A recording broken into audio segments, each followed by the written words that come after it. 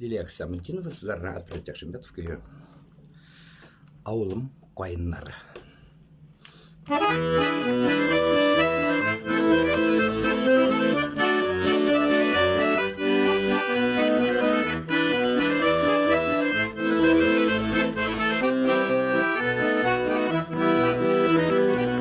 Doğan yağım koyunları, uzakta gitken yakar.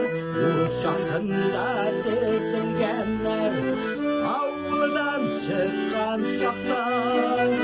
Avlımın koyunları, yolumda karşı olar.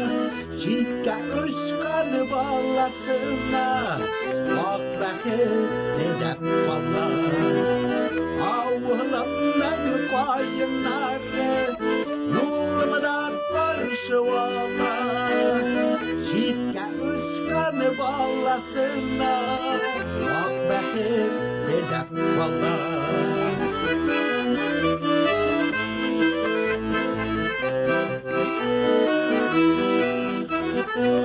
Gözüm yumsam şul payınlar, matur bulup tezilgen.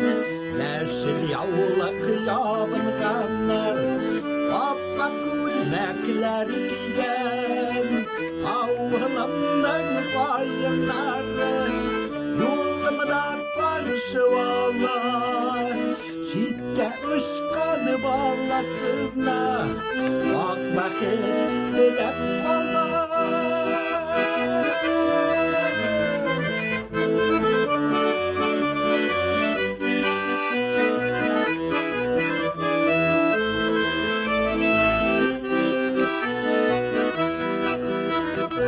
Sizni kurer işin gene, qaytırmın koyunlarım.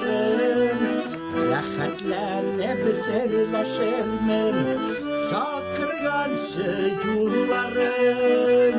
Koyunlar uzatkan bizni, türlü yakka şargar.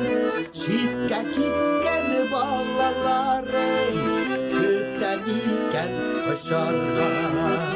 Koyunlar uzatkan bizni, türlü yakka şargar.